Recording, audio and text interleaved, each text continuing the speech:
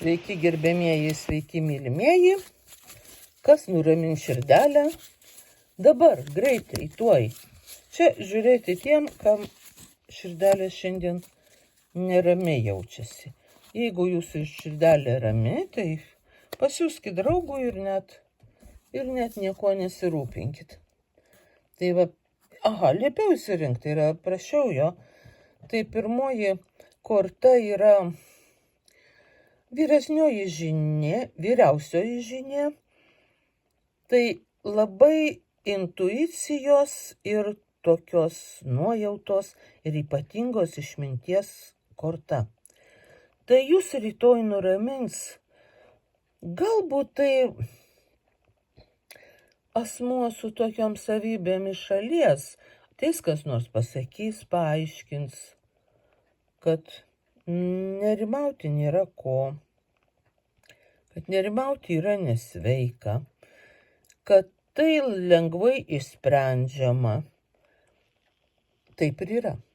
Bet gali būti, kad jūs be niekieno pagalbos šitą aiškiai suprasit. Jūs irgi truputį esat žiniuonės, magai, tokie raganiai gal. Ir jeigu dabar sunerimo jūsų širdis, tai tik todėl, kad jūs apie tai pamiršot. Jūs žinot, kad jūs viską, kas jums kelia nerimą, galit lengvai ir paprastai sutvarkyti. Nes jūs turit ypatingą galią, tikrai žinau ir jūs nepamirškit.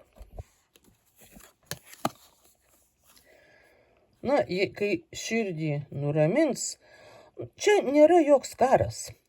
Čia skuba pas jūs žinia, išmintinga žinia, protinga žinia, jum pranešti, kad viskas jau susitvarkė, kad jūs nespėjot sužinot, kad jūs manėt, kad kažkas pašlyja, kažkas neteisinga, ar ne taip vyksta, kaip jūs norėjot. Tai atlėkė šitą žinią ir jūs nuramina iš karto.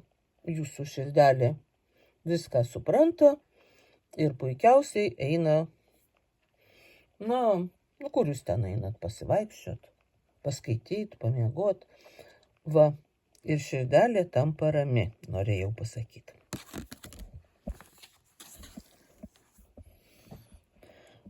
Taip, jau kas, o riteris ant balto žirgo, tai būtinai nuramins jūsų širdelę.